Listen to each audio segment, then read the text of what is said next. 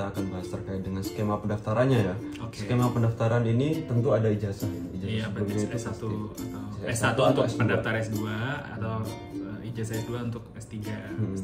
Tapi mungkin perlu translate nggak sih kalau buat temen-temen yang kayak internasional yang mungkin bahasanya kayak orang Non-English. non-English Ya, atau harusnya sih ya harus translate ya. Harusnya karena translate ya. Harusnya ya. harusnya translate. Dan kalau Indonesia mungkin nggak apa-apa kali ya kalau Karena Indonesia. kita basisnya emang di Indonesia. Kelas selanjutnya itu terkait dengan statement of purpose. Itu ya, pasti kita harus akan ada. bahas sih terkait dengan statement of purpose. Mungkin pengalaman kita nulis Iya, statement of purpose pengalaman kayak, kita. kayak gimana ya. Ini bukan kayak mungkin bukan lebih ngasih tips atau apa gitu, tapi lebih ke kayak pengalaman gue menulis statement of purpose gue tuh kayak gini. Jadi mungkin kalian bisa tiru atau mungkin kalian bisa modifikasi atau bagaimana. Iya, betul. Mungkin kayak gitu. Yang seinovatif mungkin lah ya. Dan juga terkait dengan kurikulum vitae itu yang CV, ya, CV itu juga yang sekiranya eye catching buat mereka lah. iya, Yang enak dibaca lah, enak dilihat gitu kan. Dan juga lebih mudah dimengerti, yang membuat benar-benar tertarik gitu. Dan nggak perlu khawatir juga sih Mas ya kalau bagi temen-temen yang mau mendaftar gitu, tapi dia itu masih lack of experience. ya, karena ada temanku yang lulus fresh graduate juga keterima. Jadi mungkin bagaimana kalian membawa diri mungkin di CV atau mungkin di statement of purpose. Iya. Jadi ya, dan takdir juga mungkin ya. Ya, takdir juga mungkin. Tergantung lawan perbuatan lah intinya. Ya teman saya ada tuh Mas juga kayak yang dia itu nggak pernah publish jurnal gitu kan, nggak pernah publish jurnal sama sekali. Dan juga dia itu kayak semacam bahasa Inggrisnya juga pas-pasan kayak gitu. Tapi nyatanya juga diterima-terima aja dan nggak pernah aktif di organisasi gitu loh. Tapi mungkin ada sesuatu yang spesial dari dia nah yang itu. dilihat oleh panelis waktu itu. Kan statement of purpose-nya Dia gimana, statement of purpose, rekomendasinya gimana. rekomendasi, karena ada 2 rekomendasi yang harus di submit juga. Nah yang selanjutnya itu sertifikat TOEFL IELTS. Ya itu standar sih. Itu standarnya yang tadi. Semua beasiswa kayaknya butuh. Terus Dan 2 rekomendasi recommendation letter. itu yang penting. Itu yang penting banget. Yang itu terdiri dari ya kalian Either dari dosen atau mungkin dari siapa? Atasan kalau udah bekerja bisa. anak-anak tuh kadang sering bingung Mas. Rekomendasi letter ini harus ke orang hebat gak sih gitu kan? Padahal enggak harus. Enggak harus. Yang Intinya penting yang yang benar-benar kenal kenal kalian. kamu bener gitu loh. Yang kenal kita bener gitu kan. Dan bisa menjelaskan yang baik-baik tentang kalian. Jangan sampai ngasih recommendation yang buruk misalnya. Nggak lucu ya gitu. Ya nggak lucu lah. Itu benar rekomendasi letter dong. Makanya pastikan orang itu tuh tahu banget kalian, kualitas kalian, dan bisa meng-highlight apa saja tuh kelebihan-kelebihan kalian sehingga reviewer nanti bisa melihat anak ini kelebihannya ini dan ini. Ya, it contains kontak details itu pasti Ya, kan kontak ya. detail karena pasti verifikasi. Verifikasinya dan kalian itu masukkan namanya sendiri dan itu nggak ngebeda ya kayak universitas beasiswa lain. Jadi di sini itu kalian tidak perlu upload atau minta mereka untuk tanda tangan atau apapun. Jadi kalian hanya memberikan nama lengkap, kontak baik itu email ataupun nomor telepon. Jadi mungkin hubungan kali ya. Hubungan dengan kalian tuh apa. Jadi nanti pihak kampus yang akan mengkontak mereka untuk mengisi rekomendasi mereka seperti apa. Untuk menjaga originalitas daripada rekomendasi letter tersebut guys. Iya, yang itu.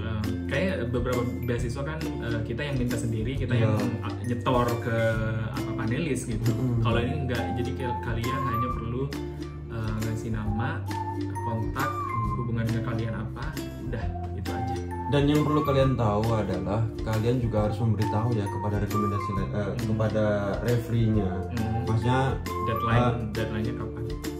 Enggak deadline sih. Enggak deadline mereka ya. Enggak deadline. Jadi ketika kita sudah mau apply Mas, itu langsung terkirim. Jadi ketika kita save gitu ya, kita save. Nah, itu langsung dikabari kemarin dulu itu sama itu siapa dekanku lah. Sama dekan langsung dikabari, "Aldi ini saya dapat email ini" gitu. Jadi otomatis gitu. Meskipun jadi langsung ke email mereka. Ke email mereka. Ketika kita cantumkan email mereka, otomatis itu akan berkirim. Oh, pastikan emailnya yang aktif ya berarti. Ya, harus pastikan emailnya yang aktif, dan kalian juga harus bilang guys ke rekomendasi kalian. Jadi how long have you known the applicant? Jadi sejak kapan sih taunya gitu, dan in what capacity do you know the applicant, kayak dari profesional kalian atau dari segi education-nya, dosen atau mungkin pernah kerja bareng atau pernah kayak apa itu namanya project voluntary bareng, gitu ya, iya, project juga bisa bareng. project bareng gitu, atau dari kegiatan keagamaan dan sebagainya lah itu. Ya whatever lah ya hubungan kalian gimana, tapi jangan hubungan asmara ya. Ada nanti takutnya dari PSG gitu kan. Suaminya orang hebat itu. Itu gak subjektif banget guys. Itu gak objektif maksudnya itu. Dan kapan, when did you last have regular contact with the applicant? Kapan terakhir kontak itu? Ya, betul.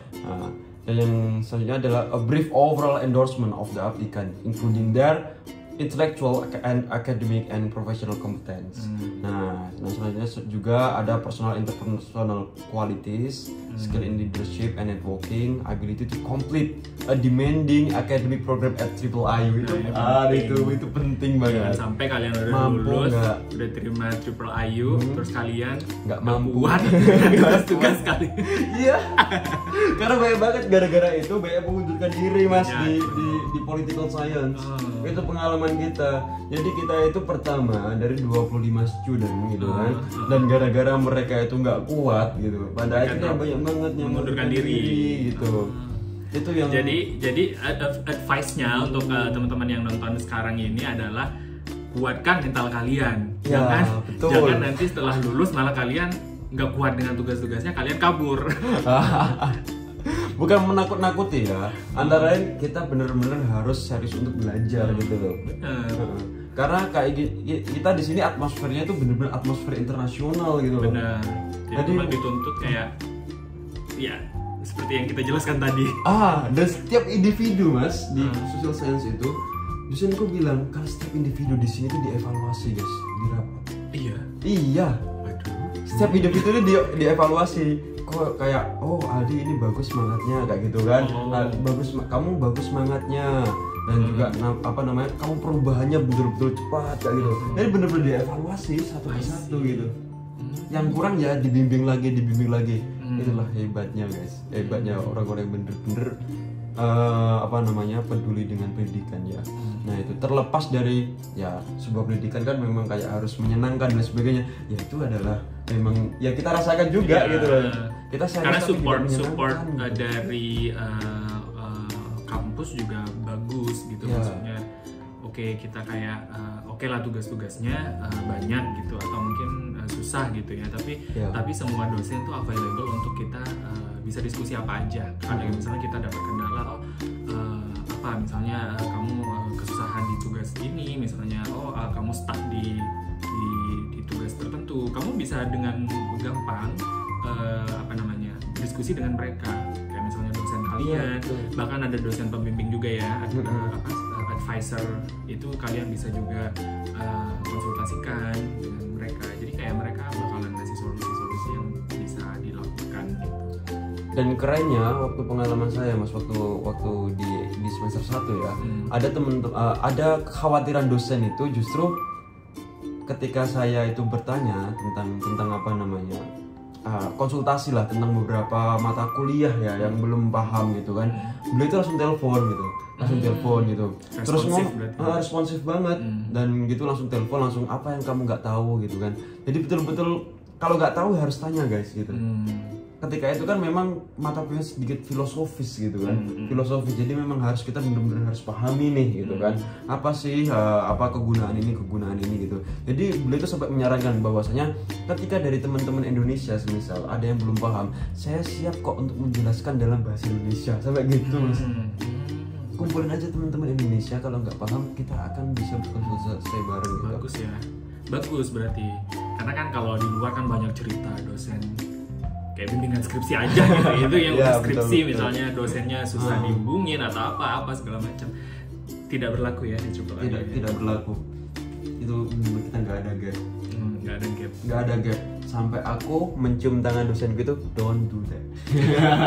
Oh, That's mencari not our barokah ya. culture. Iya, kan itu kan ya kulturnya NU ya Mas ya.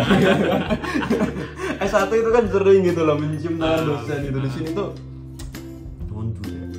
Kayak gitu. Nah, kalau tahap-tahapannya itu ada administrasi. Ya, seleksi administrasi, tapi itu kan internal seleksi penyeleksi ya. Iya. Jadi ya pastikan aja dokumen yang kalian Iya, setor lengkap gitu aja. lengkap. Terus syarat-syarat misalnya kayak Memenuhi minimal syarat. IPK atau minimal nilai TOEFL Ya. atau Eligible lah ya. Iya, eligible. Pastikan aja itu terpenuhin sih. Nah, dan setelah itu selesai, itu akan dibawa ke desk review. Gitu. Jadi beberapa dosen yang penyeleksi itu melihat berkas-berkas, meninjau berkas kalian guys gitu. Nanti Mungkin sampai CV, disortir gitu kan. ya, CV, statement purpose, terus nilai kalian mungkin atau transkrip dan lain sebagainya, mungkin itu udah masuk bagian evaluasinya ya. Iya, dan selanjutnya itu kalau misal sudah tersortir itu kan dikit itu masuk ke dalam tahap interview. Nah, ini yang terakhir ya. Terakhir. Jadi setelah interview itu nanti kalian ya either lolos atau enggak. Gitu. Dan rata-rata kalau sudah dipanggil interview di sini kayak 90% keterima nggak sih Mas? Ya nggak sih? Bisa jadi. Kayak aku di antrian itu kan pernah kan ada di waiting list gitu waktu wawancara gitu. Dan itu nama-nama itu adalah semuanya lolos Mas. Kayak gitu, semuanya lolos gitu. Ya itu kayak 90% keterima gitu. Jadi memang harus benar kuat kan terkait dengan waktu administrasinya itu, pengisiannya itu. Dan selanjutnya Dan yang perlu di highlight juga nih kalau menurut aku sih, jadi yang waktu angkatan kita ya kita dikasih tahu setelah kita lulus itu bahwa yang daftar itu 1.000. Iya. Padahal ini pembukaan pertama gitu ya. Iya. 1.000 dari seluruh dunia dan yang diambil itu 100. Iya nggak sih? Jadi percentage kelulusannya itu kan berarti berapa? 10%. 10%. Iya, 10%. Jadi kayak acceptance rate-nya itu 10%. Itu adalah angkatan pertama. Kita nggak tahu ya di angkatan kedua ini bakalan kayak gimana, tapi pastinya sehubungan dengan Triple IU sekarang udah makin booming, makin banyak pemberitaan dan lain sebagainya. Mungkin ada apa namanya? Bisa jadi maksudnya itu bisa bertambah aplikannya. Jadi chance-nya tuh bakalan semakin sedikit mungkin. Jadi pastikan kalian tuh benar-benar melakukan persiapan pendaftaran kalian tuh dengan baik sih kalau menurut aku sih. Iya. Gitu ya. Dan bukan berarti discourage ini ya Mas ya. Dosenku itu pernah bilang gitu kalau kayak di fakultasku gitu kan, itu kan meskipun dibuka ada available-nya itu 25 kuota gitu yang disediakan LPDP gitu untuk doktoralnya, tapi fakultasku itu kayak pengen ngambil 15 aja gitu. Jadi kualitas disertasinya nanti biar bagus gitu benernya gitu. Jadi ada yang gitu juga. Itu terkait dengan kebijakan masing-masing sih.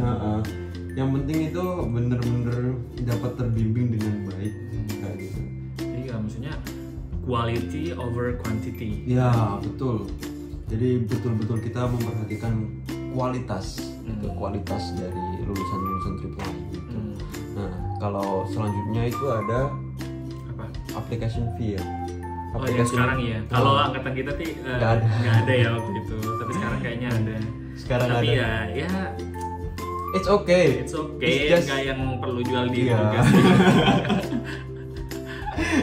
Cuma 750.000 guys, atau $50 itu dikit banget sih. Itu kayak ya rata-rata kita waktu mau daftar S2 lah ya, kita daftar S2 gitu kan di UGM misalnya ya dapat 500.000 gitu kan untuk pendaftarannya. Iya kan yang satu aja kita daftar bayar. Gitu. SNMPTN bayar nggak sih? Enggak, sih? enggak, Enggak ya. enggak. Kalau SBM Kalau baru. SBM baru bayar. SBM atau Ya, SPAN begitu. kayak gitu. Nah, bagaimana cara penulisan motret yang bagus? Ya, itu ya. Hati-hati dulu deh.